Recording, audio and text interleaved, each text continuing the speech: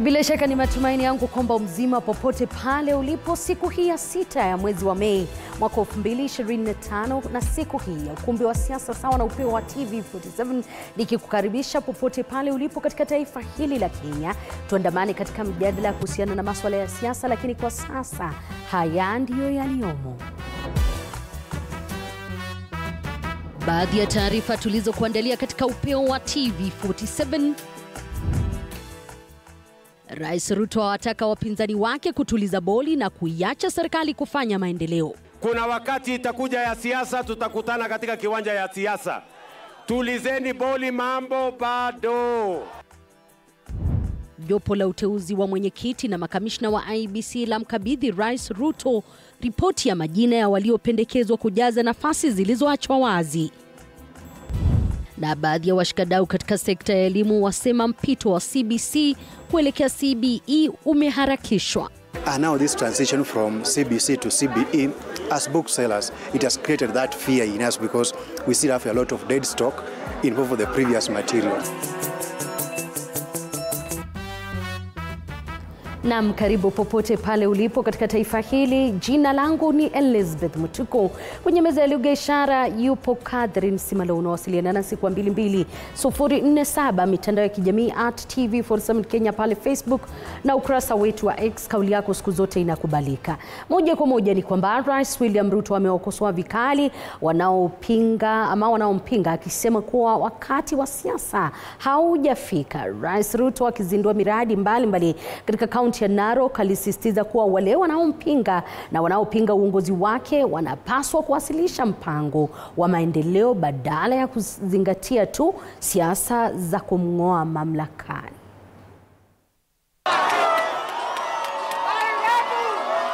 Katika hotuba yake, Rais Ruto aliwataka wapinzani wake akiwemo Gachagua kutafuta manifesto yenye mipango madhubuti ya kuboresha maisha ya Wakenya. Rais Ruto akisema yake ni kuunganisha Wakenya. Niwaulize Wakenya wenzangu, hasa wale ambao ni viongozi, nataka niwaeleze wakati huu ni wakati wa maendeleo. Kuna wakati itakuja ya siasa, tutakutana katika kiwanja ya siasa. Tulizeni boli, mambo bado. Rais Ruto ametangaza ugawaji wa ekari 6,000 za Kedong Ranch kwa jamii ya Wamaasai. Rais akisema hayo katika eneo la Suswa, kaunti ya Narok, ambapo alifungua soko la kisasa la Suswa. Sasa hapa Kedong, mbeleni serikali ilikuwa imewapatia ekari 4,000. Mimi nimeenda nimetafuta pesa ya serikali, nimewanunulia ekari zingine 6,000. Sasa pale Kedong mutakuwa na shamba ekari 10,000. Aidha, Rais Ruto alitangaza kuwa serikali imekabidhi rasmi usimamizi wa msitu wa Mau kwa serikali ya kaunti ya Narok ili kuhakikisha uhifadhi wake na kuondoa utata wa umiliki wa msitu huo. Tumekubaliana tukomeshe siasa ya Mau, tukomeshe mjadala wa Mau, tuwe na title deed, na mimi nimetoa pesa ya serikali ili tu fence ile Mau, tuweke fence ambayo hakuna mtu tena atarudi kule msituni. Ziara hii ya rais imejiri huku kukiwa na mvutano wa ardhi katika baadhi ya maeneo ya Narok, hususan mgogoro wa ardhi katika eneo la Angata Barikoi ambao umesababisha vifo vya watu kadhaa. Joash Onsare, TV47. Kazi safi Joash Onsare. Na biwi la simanzi lilitanda katika makafani yali hapa jijini Nairobi mapema leo, ambapo spika wa bunge la kitaifa Moses Masika Wetangula aliongoza wabunge katika kutazama mwili wa aliyekuwa mbunge wa Kasipul Ong'ondo Were aliyeuawa kwa kupigwa risasi. Wetangula amelaani vikali mauaji hayo, akisisitiza kuwa asasi za usalama zinastahili kuharakisha swala la uchunguzi ili kuhakikisha kuwa familia ya marehemu inapata haki. Viongozi waliomsindikiza spika Wetangula wametilia mkazo umuhimu wa kuhakikisha kuwa wahusika wanaadhibiwa na kuhakikisha kuwa mauaji ya viongozi hayageuki kuwa jambo la kawaida humu nchini. during the CORD movement. He was our key man in Meru, and we have been working together since. As you are all aware, on the 2nd of this month, we lost our colleague. And the circumstances under which we lost him are evidently criminal. And we stand here to urge the agencies of administration of justice, the DCI, the General Police, and all those involved, ending with the DPP, to leave no stone unturned until we catch up with those who committed this cowardly act of pumping several bullets in the body of our Member of Parliament. We want to be open-minded so that investigations can be carried out freely and fairly. And as Parliament, we will be available to assist in every way we can with any information that may be helpful, that the investigators may seek, so that we find a way to bring the perpetrators of this act to the arms of justice, so that we can be able to make sure that those who live by crime must face the music. As a House of Parliament, we are actively involved in the preparations for the interment of our colleague. Taarifa ambayo tunafuatilia na tutakuwa tukikuletea mengi zaidi. Na shughuli za masomo zimesitishwa kwa muda katika shule ya msingi ya Evonjo iliyoko kwenye kaunti ya Vihiga baada ya vipande vya mwili wa binadamu kugunduliwa na kuondolewa kutoka kwenye shimo la choo kimoja katika shule hiyo ya msingi. Sehemu za mwili ziligunduliwa na wanafunzi wa grade ya 6 na mwanafunzi wa grade ya 6 ambaye alikuwa ameenda msalani kabla ya kufahamisha walimu ambao walipiga ripoti kwa asasi za usalama. Mwanahabari wetu Arnold Adidi anauketwa taarifa hii. Kulingana na usimamizi wa shule hiyo, sehemu za mwili wa mtu ambaye bado hajatambuliwa ziligunduliwa chooni na mwanafunzi wa grade ya 6. Saa 1 kamili tulikuwa tushafika, watoto wamejiandaa wako darasani for remedial lessons. Mtoto akaenda kujisaidia, akaja akatupea ripoti kwamba ameona kichwa cha mtu kwenye choo pale. Nilikimbia pamoja na walimu wenzangu, nikaenda nikaangalia, nikachukua maji nikamwagilia, nikaona kweli ni kichwa cha mtu, na ndio tuliweza ku-inform the relevant agencies. Hatimaye polisi walipata kichwa cha binadamu, mikono, miguu pamoja na baadhi ya sehemu za ndani ya mwili. Hata hivyo, kiwiliwili cha mtu huyo hakikupatikana, huku jinsia yake pamoja na umri vikisalia kuwa kitendawili. Sehemu ya kichwa ilipatikana, miguu miwili ilipatikana, hata matumbo ilipatikana, lakini kiwango cha kati haikupatikana. Kamanda wa polisi katika kaunti ndogo ya Sabatia, Peter Mbua, amesema kuwa tayari vitengo vya usalama vinawasaka wahusika wa tukio hilo la kinyama. Hizo parts za mwili liletwa hapa. Kitendo haikutendeka hapa. Na huyo mtu na wahakikishia tutampata. Kufikia sasa haijabainika ni lini wanafunzi wa shule ya msingi ya Evonjo watarejea shuleni, kwani vyuo vya shule hiyo vimebomolewa ili kuondoa mwili huo. Wanafunzi wanafaa kuja kesho, watatumia nini kama choo? Tunaomba serikali na tunaomba hata mbunge wetu asimame nasi. Arnold Adidi, kaunti ya Vihiga.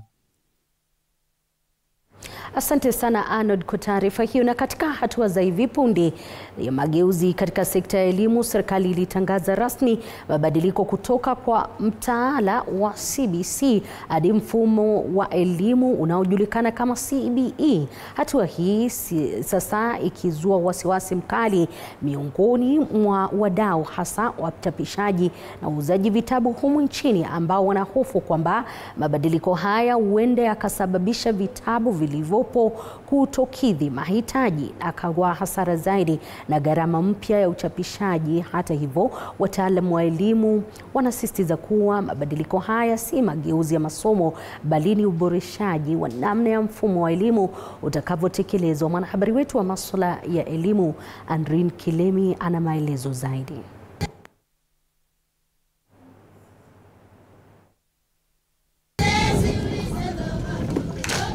Huenda mabadiliko kutoka mfumo wa elimu CBC hadi CBE yakaonekana madogo, ila athari zake ni kubwa zaidi.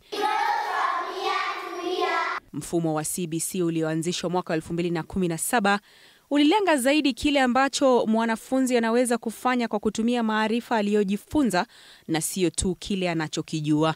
Lakini sasa serikali inasema inapanua wigo wake kutoka kwa kubuni mtaala hadi kwenye mfumo mzima wa elimu ambao sasa unafahamika kama CBE. We want to align our vision towards what the presidential working party on education reform said in 2022. And we have started. That is why we have decided to rebrand CBC to CBE. We are not talking about curriculum alone, but we are now talking about school infrastructure, quality assurance, assessments, and many other things that encompass what the landline is all about. Ila sio kila mtu anayekubali mabadiliko haya kwa urahisi.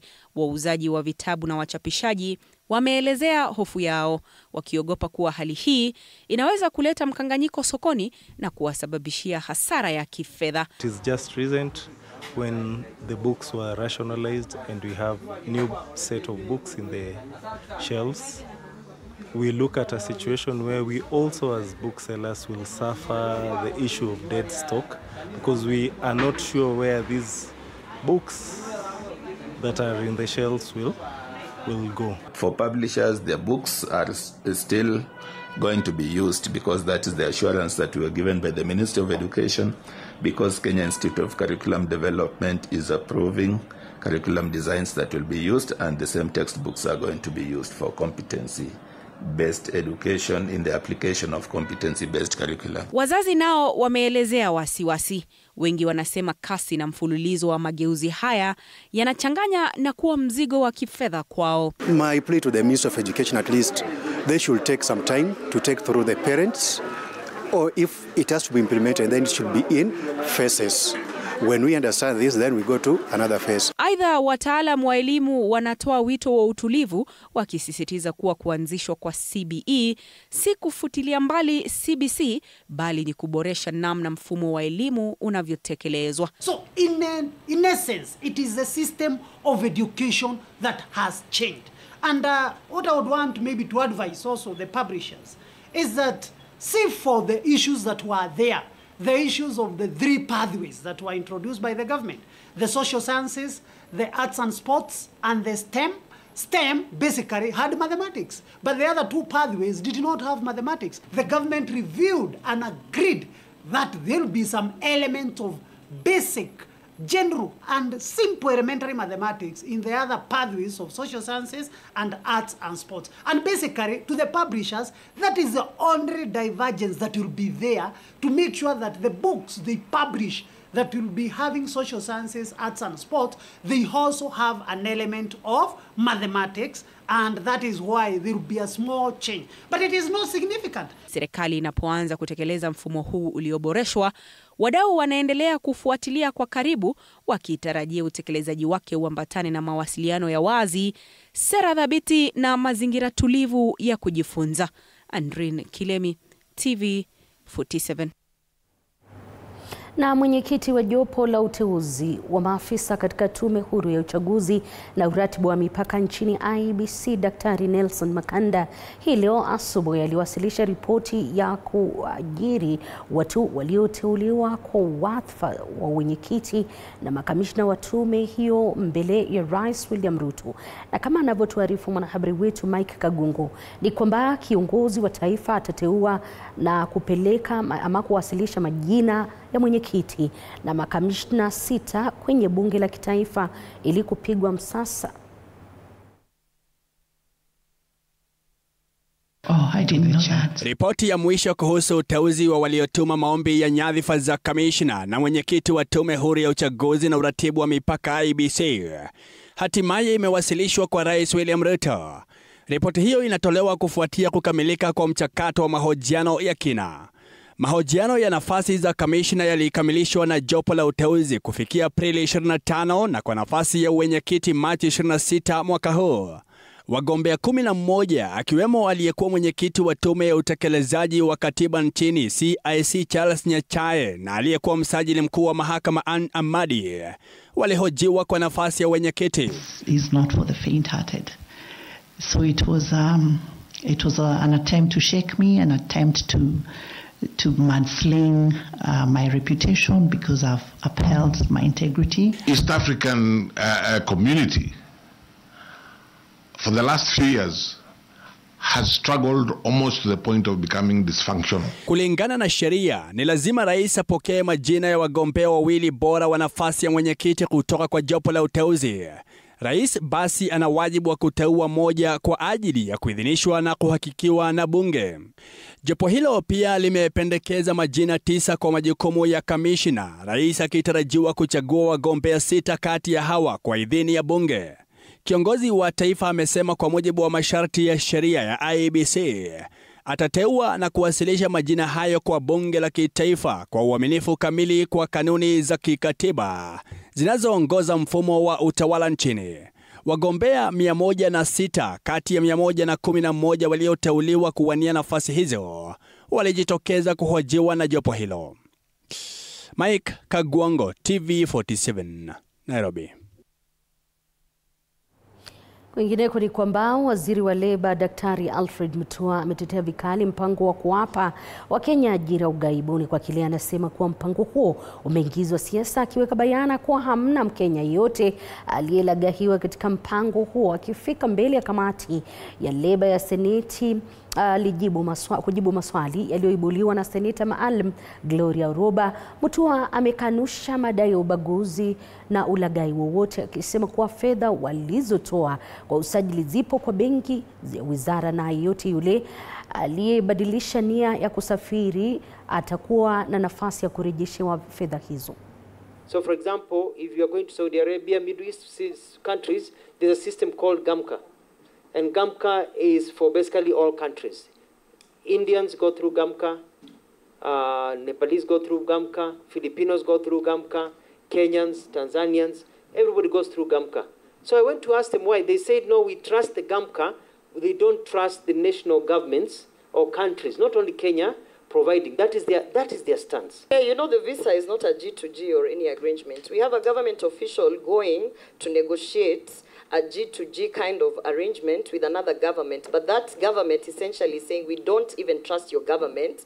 If you go to VFS, they'll also tell you, go here for your medicals, bring the x-rays to the VFS, they process. So for you to get a visa given to you to work in this company as an employee of Kenya to one of these countries, part of the requirements of the visa, they check at the embassy, is that you went to GAMCA, the same way they check you went to VFS. I think that's clear. That is not a failure of the Minister for Labour. That is not the failure of the Minister for Foreign Affairs or the President of the Republic of Kenya. That is just how the system works all over the world. Na watayarishaji 4 wa filamu waliokamatwa siku ya Ijumaa wiki iliyopita na kuachiliwa waliwasilishwa mbele ya idara za upelelezi wa jinai humu nchini DCI ili kujibu maswali kuhusu makala ya taifa ama makala tata ya Blood Parliament. Wanafilamu hao ambao ni pamoja na Nicholas Wambugu, Brian Andagala, Chris Wamai na Mark Denver Karubiu walikamatwa kwa tuhuma za kuhusika na maandalizi ya taarifa ya BBC, ingawa BBC ilithibitisha kuwa hawakuhusika kivyovyote katika swala hilo. We have not started. So we have just come from speaking with the Director of Criminal Investigations, and we have established I guess the status of the case against the 4 film producers. So we are going to give that legal status now, and also an implication from that. So we'll just do that. We may have a word from one of the parents of the young men. The young men are not here. They have left. They are okay. They have left, but they are not here. They will be represented potentially by one of the parents. Allow me to invite Gloria Kimani, who is a member of the Council of the Law Society of Kenya. But here also we have several human rights, we have several leaders, young emerging leaders and leaders of today. You call them the Na muungano wa afya na haki ya uzazi sasa unasema kuwa kupunguzwa kwa bajeti ya afya ya kina mama na haswa wasichana waliobalehe kutoka kwa shilingi bilioni 4 katika mwaka wa kifedha wa mwaka 2023-2024 mpaka shilingi bilioni 2 katika mwaka huu wa kifedha umechangia pakubwa ongezeko katika idadi ya visa vya mimba kwa njia isiyo salama baada ya utafiti kufichua kuwa kulikuwa na visa 792,694 vya uavyaji mimba vilivyonakiliwa mwaka wa 2023 huku asilimia 78.6 ya akina mama walioolewa wakidaiwa kuavya mimba zaidi. Today, the Reproductive Health and Rights Alliance expresses deep concern over the government's continued failure to adequately address sexual and reproductive health rights gaps, particularly in the prevention and response to rape and defilement. These systemic gaps have contributed to rising cases of teenage pregnancy, increased school dropouts among girls, and life-threatening maternal complication resulting from unsafe abortions. With only 18.3% of primary health facilities offering all the elements of basic post-termination care and 24.1% of referral-level facilities providing the full package of comprehensive post-abortion care. These statistics align with research findings indicating that 355 women die each year for every 100,000 live births due to pregnancy-related complications. As you have rightly put it in the report, it shows that most of the women who procured these unsafe abortions are married and also religious, like they are 90% Christians. So we also have the issue of religious and cultural barriers that prevent women from accessing contraceptive services. Zaidi ya waathiriwa wa mafuriko ya Mai Mahiu wamewasilisha ombi mbele ya mahakama ya Naivasha kumwajibisha mkurugenzi mkuu wa shirika la reli nchini kwa kuzembea kwa ukarabati wa eneo hilo ambalo lilibomoka na ambalo lilisababisha vifo vya zaidi ya watu 60 na mamilioni ya mali kupotea. Mwanahabari wetu Willy Dennis Njiru anauketoa taarifa hii.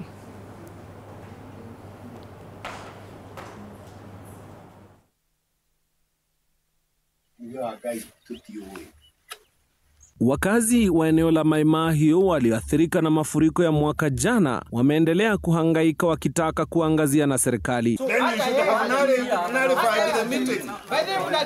Makundi mawili ya eneo hilo yakionekana kugawanyika wakati wa ushiriki wa umma wakiongozwa na naibu kamishna wa kaunti ndogo ya Mai Mahiu. Now it is when they are doing this retrospectively, seeking for people's approval, and what they are doing unfortunately is using guerrilla tactics against my clients whose lives were dissipated.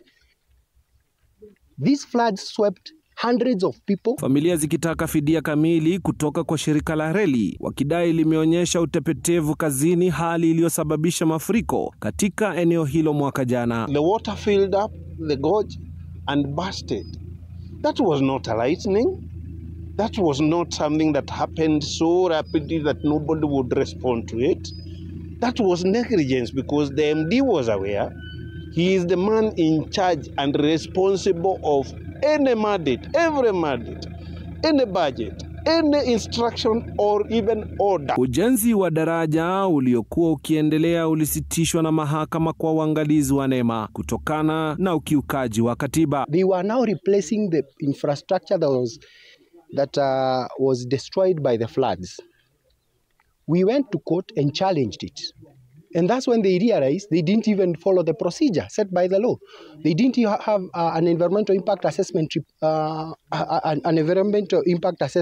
permit. Mwaka jana viongozi kadhaa akiwemo Rais Ruto alitoa ahadi kwa wakazi, lakini hadi leo ni deni. Human life has to be worth something. It might not be those in leadership need to be reminded that power is a harlot.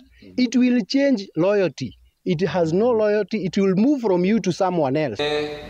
Willie Dennis Njiru, TV47, Mai Mahiu. Namna baada ya mvua kubwa kushuhudiwa katika kaunti ya Mombasa usiku kucha, wakazi wameelezea mahangaiko yao ikiwemo kukatizwa kwa shughuli za usafiri baada ya barabara muhimu ambazo zinastahili kupitiwa kufurika maji mjini humo, baadhi ya nyumba zikijaa maji na huku wakazi wakiishi hofu ya mkurupuko wa magonjwa. Aidha, wakazi wamesisitiza kuwa serikali ya kaunti ya Mombasa imekosa ukosefu wa mabomba ya maji taka kuchukua tahadhari licha ya kuwepo kwa onyo ya idara ya utabiri wa hali ya anga kuhusiana na hali ya taifa humu nchini. Shida ya drainage itaisha lini? Naona kila mahali mausafiri imekuwa na shida, maji inaleta shida ya manyungunyungu kwa viatu, magari ndio haya yanasumbua yanapandisha bei. Sasa sijui shida itaisha lini. Sasa makastoma hawezi kuja kwa vile sasa angalia vile maji ilivyo sasa hivi. Sasa sijui county itatusaidia namna gani hapa. Kwa hii mvua hapa mara nyingi huwa ikinyesha hapa hakupitiki, maji ni mengi, drainage hazipitishi maji, watu wanateseka, gari zinakuwa na msongamano hapa kwa sababu maji yamejaa kwa wingi. Na ningeomba serikali ya Mombasa county government iweze kushughulikia hapa mahali ili haya maji yawe yatakuwa hasimami tena. Magari yetu ni ya loni, pikipiki za loni, matukutuku ni ya loni. Sasa ukishapita hapa gari kiharibika, unajua hiyo ni hasara. Watu wa loni wanangoja pesa na wewe mwenyewe unangoja pesa, hata nyumbani hakuna chochote. Kwa hivyo ni hali ngumu ambayo tunapitia hapa. Na hii barabara ndio kila mtu. Gavana anapita hapa, MP anapita hapa, hata rais anaweza pita hapa na anapitanga. Na wanajifanya hawaoni. Na kila siku tunalipa ushuru. Ushuru wetu unaenda wapi? Manispaa anapita tu kila siku na hakuna kitu ambacho anashughulika na hapa. Anapiga tu makamera na afanye lolote. Sasa hii ni aibu kubwa kwa serikali. Gavana hata anaishi hapa nyuma hapa. Serikali inafaa inaangalia hii maneno, maana magari yanaharibika, pikipiki zetu pia zinaharibika. Sio hata biashara imekuwa chini. Sio tungeomba serikali iangalie.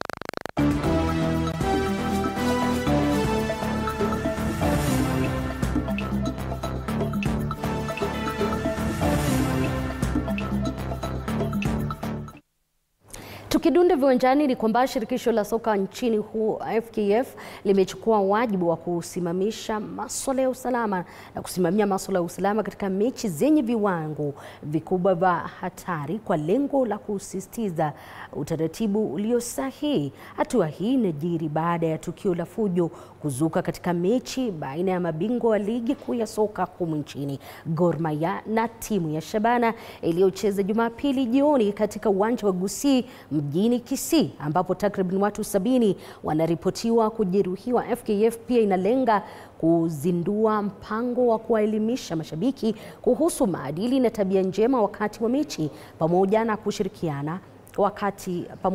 kushirikiana na huduma ya polisi nchini ili kukabiliana na matukio ya ukorofi na ghasia zinapozuka uwanjani. Increased oversight on match day, as it has been traditionally been done, that the home clubs take the responsibility of coordinating the security of their matches.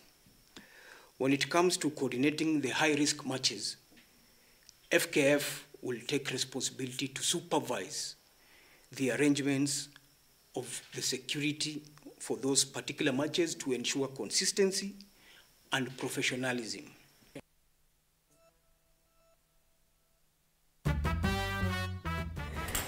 Bila shaka mpenzi mtazamaji, kwingineko ni kwamba lakini ni swala ambalo litakuwa nikirejelea kama nilivyokuahidi katika ukumbi wa siasa. Tutakuwa tukiangazia siasa za umogosi pamoja na kuangazia maswala ya ujio wake aliyekuwa waziri wa usalama humu nchini Daktari Fred Matiang'i.